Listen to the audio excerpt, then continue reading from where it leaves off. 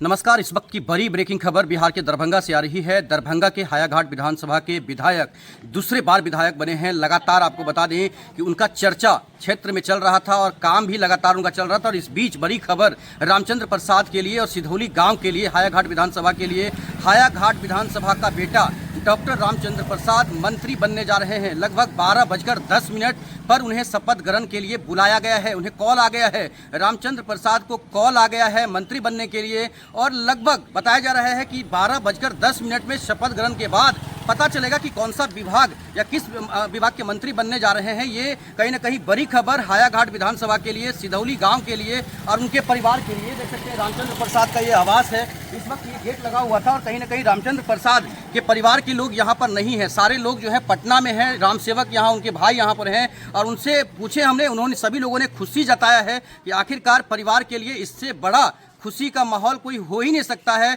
इस क्षेत्र के लिए, सिधौली गांव के लिए, हायाघाट विधानसभा के लिए, दरभंगा के लिए इससे बड़ा खुशी का दिन हो ही नहीं सकता है। रामचंद्र प्रसाद मंत्री बनने जा रहे हैं। दरभंगा के हायाघाट विधानसभा से विधायक हैं, दूसरे बार विधायक बने हैं। अब देखते हैं कि उनको कौन सा विभाग दिया जाता है। सम्राट चौधरी के विभाग, खासकर जो उनका जो मंत्रिमंडल होगा आज, जिसमें 11 मंत्री जदयू के हैं, 12 बीजेपी के हैं, उसमें रामचंद्र प्रसाद दरभंगा के और मदन सहनी 2 मंत्री दरभंगा के हैं जिनको मंत्री बनाया जा रहा है। देखते रहिए जगजीत के साथ।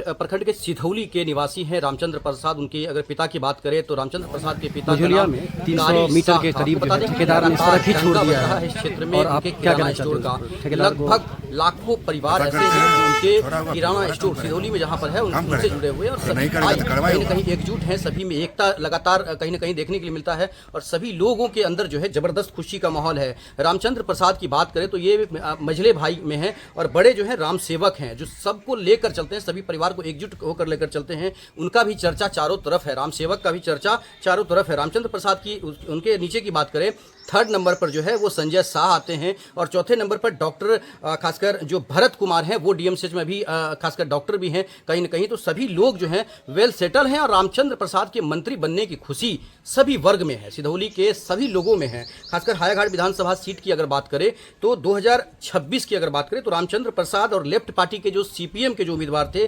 श्याम भारती, उनके बीच 11,839 वोटों का जो अंतर रहा और 11,839 से श्याम भारती को रामचंद्र प्रसाद ने हरा दिया था। कहीं ना कहीं ये भी कांटे की टक्कर बताई जा रही थी। और अब अगर पिछले चुनाव की बात करें, पहले चुनाव की, जिसमें हायाघाट विधानसभा सीट से राष्ट्रीय लोकतांत्रिक गठबंधन जो उम्मीदवार थे रामचंद्र प्रसाद, उनका जो टक्कर था वो आरजेडी के उम्मीदवार भोला यादव से टक्कर था। और उसमें बताया जा रहा है कि लगभग 10,252 वोटों से अंतर था और उसमें भी उन्होंने जीत दर्ज किया था। और अब जब दूसरे बार ये विधायक बने हैं तो उनको मंत्री बनाने की बात आ रही है। और अब देखने की बात है कि कौन सा विभाग उन्हें दिया जाता है, किस तरफ उनका कहीं न कहीं उन्हें दिया जाएगा। और अब जो सम्राट चौधरी हैं, उनके मंत्रिमंडल में रामचंद्र प्रसाद शामिल होने जा रहे हैं। इसकी खुशी जो है, जहां जहां ये बातें फैल रही हैं, आप भी शेयर कीजिए ज़्यादा से ज़्यादा।